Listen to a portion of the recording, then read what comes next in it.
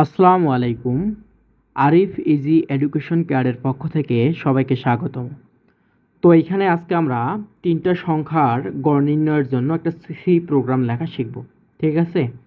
So তার আগে কিছু কথা বলে রাখি। সেটা হচ্ছে যে আপনারা যারা হচ্ছে ভিডিওগুলো দেখেন, দয়া করে ভিডিওগুলো হচ্ছে ১ম থেকে শেষ পর্যন্ত না টেনে পরিপূর্ণভাবে দেখবেন। তারপরও যদি কোনো সমস্যা হয় তাহলে আপনারা হচ্ছে কমেন্টে জানাবেন। ঠিক আছে?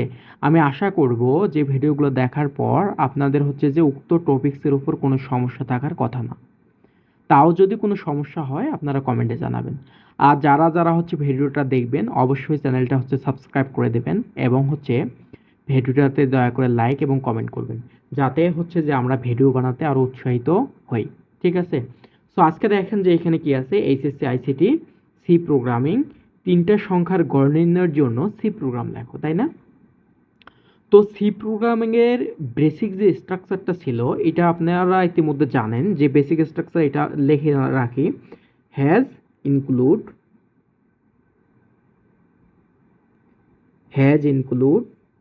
stdio dot H int main main. প্রথম ব্র্যাকেট শুরু শেষ, তারপর হচ্ছে সেকেন্ড ব্র্যাকেট শুরু। যে কোনো প্রোগ্রামের ক্ষেত্রে মানে যে কোনো প্রোগ্রামের ক্ষেত্রে এই যে দুইটা আমাদের পার্ট আছে বা এই যে দুইটা লাইন আছে, এই দুইটা লাইন আপনাকে অবশ্যই লাগবে। আপনাদের দেখা যাচ্ছে যে এইচএসসি পরীক্ষার্থী যারা আছো তাদের বইয়ের ভিতরে দেখা যাচ্ছে যে এখানে has include studio dot H, তার নিচে আবার হচ্ছে কি হ্যাজ ইনক্লুড কনিক টনিক এগুলো দেয়া আছে বা গেট ক্যারেক্টার হ্যান দেয়া আছে। এগুলো দেওয়ার কোনো মানেই হয় না। আমি মনে করি এগুলো দেওয়ার কোনো মানেই হয় না। এগুলো একটা আজে বাজে বিষয়। আপনারা যদি এগুলো ইউজ করেন তাহলে প্রোগ্রাম অবশ্যই ঠিকঠাকভাবে রান করবে এবং হচ্ছে এইভাবে লিখলে প্রোগ্রামের ভুল হওয়ার কোনো সম্ভাবনা নাই। তাহলে এখন কি বলছে যে ৩টা সংখ্যার গড় নির্ণয়ের জন্য সি প্রোগ্রাম লেখো। এখন এইখানে একটা বিষয় দেখো, সংখ্যা ৩টা কিন্তু এখানে ইন্ডিকেট করে দেয়া নাই যে সংখ্যা ৩টা ৩, ৪, ৫ এবং তুমি এই ৩, ৪, ৫-এর জন্য হচ্ছে গড় নির্ণয়ের জন্য একটা প্রোগ্রাম লেখো, তাই না? সংখ্যা ৩টা যেহেতু ইন্ডিকেট করে দেয়া নাই তাহলে আমাদের কী কাজটা হবে? আমাদের যে মূলত কাজটা হবে সেটা হচ্ছে আমরা ৩টা সংখ্যা কোথায় থেকে নিব? অবশ্যই কিবোর্ড থেকে নিব। আর যখনই আমরা ৩টা সংখ্যা কিবোর্ড থেকে নিব তখনই আমাদের কি ইউজ করতে হবে এখানে? স্ক্যানএফ। আমরা কি জানি? স্ক্যানএফ হচ্ছে আমাদের ইনপুট ফাংশন। এই যে স্ক্যানএফ, এই স্ক্যানএফ হচ্ছে আমাদের ইনপুট ফাংশন এবং প্রিন্টএফ হচ্ছে আমাদের আউটপুট ফাংশন। তাহলে এখন দেখো ৩টা সংখ্যা কিন্তু যে কোনো সংখ্যা হইতে পারে। তোমরা যারা আগের ভিডিওগুলো দেখো নাই দয়া করে একটু দেখে নিবা। ওইখানে আমরা সংখ্যা পদ্ধতি বা ডেটা টাইপ নিয়ে আলোচনা করছিলাম। ওইখানে বলছিলাম যে সংখ্যাগুলা ৪ ধরনের হইতে পারে। ইন্টিজার, ফ্লোট, ডাবল আর একটা কি হইতে পারে? লং ইন্টিজার হইতে পারে মেবি, বা ক্যারেক্টারও হইতে পারে। যেটাই হোক তোমাদের এখানে ক্যারেক্টার, ইন্টিজার, ফ্লোট এবং ডাবল এই ৪টে নিয়ে হচ্ছে আলোচনা আছে। যাই হোক, আমরা প্রথমে কি করব যে ইন্টিজার টাইপের একটা ডেটা নিব এবং এর ভিতরে এ বি সি নামক ভেরিয়েবল রাখবো। ঠিক আছে? কি বললাম যে ইন্টিজার টাইপের এ বি সি প্রত্যেকটা হচ্ছে এক একটা ভেরিয়েবল। কোন টাইপের ভেরিয়েবল?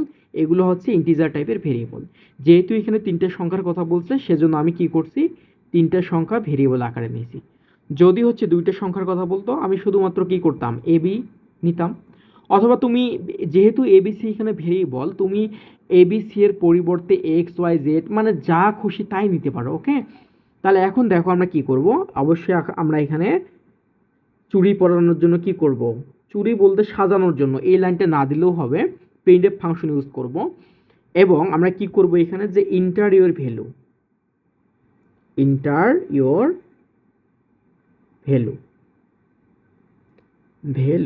তাহলে এখন একটা বিষয় দেখো, যখন আমি প্রিন্টএফ ফাংশনটা ইউজ করছি তখন দেখো প্রথম ব্র্যাকেট দিয়ে কিন্তু শুরু করছি, দেখো এখানে আবার কোটেশন দিছি এবং আবার যখন আমি ভিতরে একটা স্টেটমেন্ট লিখছি যে ইন্টারভিউ ভ্যালু, আবার এটা কিন্তু কোটেশন দিয়ে শেষ করছি, আবার প্রথম ব্র্যাকেট দিয়ে শেষ, তারপর কি করছি আমি একটা সেমিকোলন ইউজ করছি।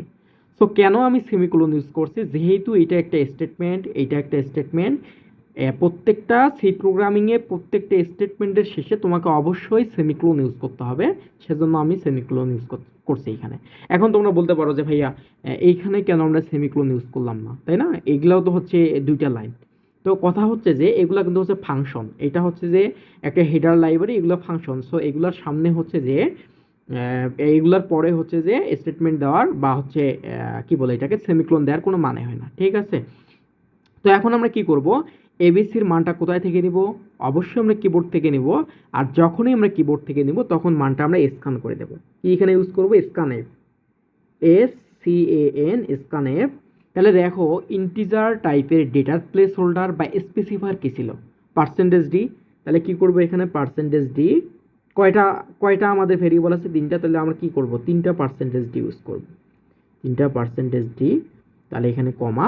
এখন যখন আমরা ইনপুট নিব কিবোর্ড থেকে তখন আমাদের ভেরিয়েবলের সামনে একটা অ্যান্ড চিহ্ন দিতে হবে, and A comma and B comma and C. Okay, ভালো করে লক্ষ্য করো, যখন আমি স্ক্যানএফ ইউজ করছি এগুলো হচ্ছে স্পেসিফায়ার বা প্লেস হোল্ডার তুমি বলতে পারো। ইন্টিজার টাইপের ডেটার স্পেসিফায়ার হচ্ছে পার্সেন্টেজ ডি। ফ্লোটের স্পেসিফায়ার কি, ফ্লোটের তোমরা আগের ভিডিওটা দয়া করে দেখে নিবা, ফ্লোটের স্পেসিফায়ার হচ্ছে পার্সেন্টেজ এফ, ঠিক আছে। আগের ভিডিওগুলো দয়া করে দেখে নিবা একটু। তাহলে যেহেতু আমি কি করছি যে কিবোর্ড থেকে ইনপুটগুলো নিয়েছি, এখন তুমি কিবোর্ড থেকে এ বি সি এর মান যে কোনো মান নিতে পাবা, ঠিক আছে। তো এখন আমাদের উদ্দেশ্য কি, আমরা কিন্তু অলরেডি মানগুলো নিয়ে ফেলছি। মনে করো তুমি একটা মান নিছো, 5 নিছো, 6 নিছো, 7 নিছো, মানে কিবোর্ড থেকে এই মানগুলো নিছো। তাহলে অলরেডি আমার মান নেওয়ার কাজটা শেষ হয়ে গেছে। তো এখন আমাদের কি করতে হবে, যে গড় নির্ণয় করতে হবে। আর তুমি যদি গড় নির্ণয় করতে যাও তোমাকে প্রথমে কি করতে হবে, অবশ্যই এগুলো সামেশন বের করতে হবে, তাই না, যোগফল বের করতে হবে।